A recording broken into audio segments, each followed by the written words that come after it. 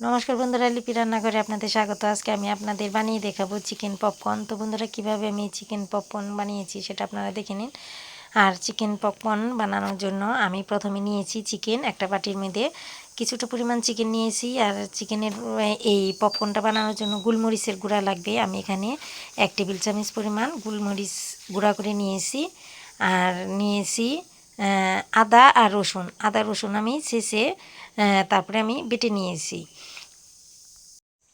এখন আমি মাংসটা একটু মেখে নেব। মাংসটা মাখার জন্য এখানে 1/2 চামচ লবণ নিয়েছি। আর লবণটা পরিমাণ মতো আপনারা নেবেন। আর নিয়েছি সয়া সস। আমি এখানে 1 টেবিল চামচ পরিমাণ সয়া সস নিয়েছি। আর ম্যাজিক মশলা আছে যে স্বাদ বাড়ানোর জন্য আমি 2 প্যাকেট ম্যাজিক মশলা নিয়েছি। আর এখন নেব ওই যে গোলমরিচ গুঁড়া করে রেখেছি, সেই গোলমরিচ গুঁড়া আর আদা রসুন বাটা একসাথে নিয়ে ভালো করে মাংসটা মেখে নেব। মাংসটাকে ভালো করে মেখে তারপরে ঢেকে রেখে দেব আধা ঘন্টার মতো। একটা প্লেট দিয়ে আমি মাংসটা ঢেকে রেখে দিয়েছি।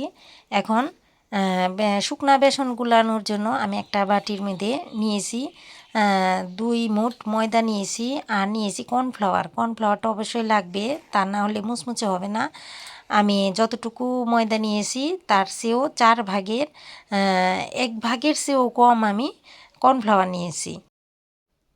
এখন আমি নিয়ে নেব পরিমাণ মতো লবণ, আর নেব হলুদের গুঁড়া অল্প একটু, আর নিয়েছি এখানে 1 প্যাকেট ম্যাজিক মশলা, এটা স্বাদ বাড়ায়। এখন ভালো করে এই ময়দা কর্নফ্লাওয়ার একসাথে ভালো করে মিশিয়ে নেব। আর একটা বাটির মধ্যে 2টা ডিম আমি গুলে নেব।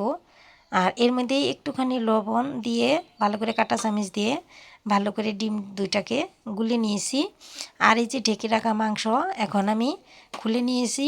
এখন এই যে ময়দার যে শুকনা বেসন করে নিয়েছি, ডিম গুলে নিয়েছি, এখন তার মধ্যে একটা একটা করে আমি মাংসের পিসগুলোকে ওই ময়দার শুকনা বেসনে একটুখানি গড়িয়ে নিয়ে আর ডিমের মধ্যে একবার করে ডুবিয়ে নিয়ে আবারও ময়দার মধ্যে ভালো করে চিপে চিপে চিপে চিপে তারপরে আমি ফ্রাই করার জন্য দিয়ে দিব তেলের মধ্যে। এভাবে করে একটা একটা করে তেলের মধ্যে ভেজে নেব। বন্ধুরা, আমি তেলটা একটু কম দিয়েছি, তেলটা আর একটু বেশি দিলে পরে এই পপকর্নগুলো আরেকটু ভালো ভাজা হতো। আমার ভাজাটা খুব ভালো হয়েছে, তারপরেও তেলটা যত বেশি দিবেন তত ডুবো তেলের মধ্যে ভাজলে ভালো হয়। তো বন্ধুরা, এইভাবে করে আমি সবগুলো মাংসের টুকরো দিয়ে আমি এভাবে ডিমের সাথে আর এই যে বেসনের সাথে আমি মেখে মেখে আমি একটা একটা করে কড়াইতে দিয়ে অল্প আঁচে ভাজতে হবে।